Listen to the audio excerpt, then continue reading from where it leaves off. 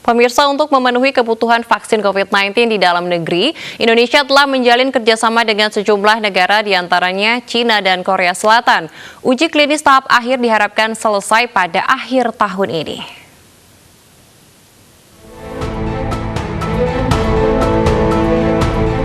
Diplomasi terus digulirkan oleh Menteri Luar Negeri Retno Marsudi di berbagai forum internasional untuk mencukupi kebutuhan alat kesehatan, obat-obatan, dan vaksin. Pekan ini, vaksin buatan Sinovac dari China tiba di Indonesia untuk menjalani uji klinis fase ketiga dengan Bio Farma. Menlu Retno menjelaskan, kerjasama dengan Sinovac adalah strategi jangka pendek untuk menghadapi pandemi COVID-19 di Indonesia. Selain China, Indonesia juga bekerja sama dengan 2 perusahaan farmasi global. Tengah menjalin komunikasi intensif, yaitu dengan atau antara Bio Farma dengan Sinovac dari RRT untuk jenis inaktivasi virus, kemudian Kalbe Farma dengan Genexin dari Korea Selatan untuk jenis vaksin DNA, dan yang ketiga Bio Farma dengan Coalition for Epidemic Preparedness Innovation atau disingkat CEPI.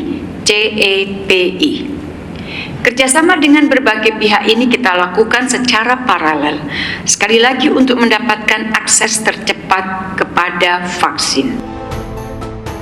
Kementerian Luar Negeri sejak awal telah terlibat langsung dalam kerjasama pengadaan vaksin dengan luar negeri.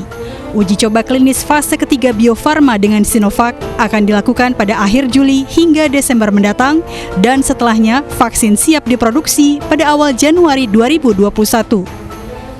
Saya ingin menekankan bahwa kerjasama antara Bio Farma dan Sinovac ini adalah kerjasama yang setara, equal and mutual.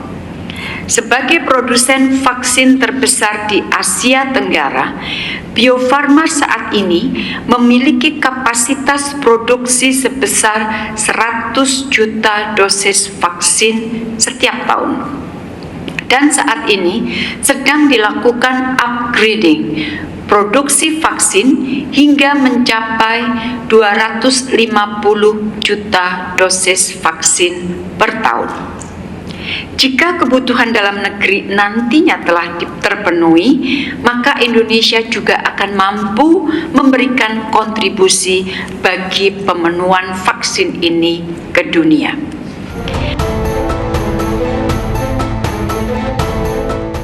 Sementara itu, uji klinis fase pertama antara Kalbe Farma dengan Genexin Korea Selatan akan berlangsung di Korea Selatan pada Agustus mendatang. Disusul dengan uji klinis tahap kedua pada September hingga Oktober 2020 di Indonesia. Sedangkan kerjasama antara Bio Farma dengan CEPI yang berbasis di Oslo, Norwegia telah berlangsung sejak April 2020. Dari Jakarta, Wela Syarlita, iNews melaporkan.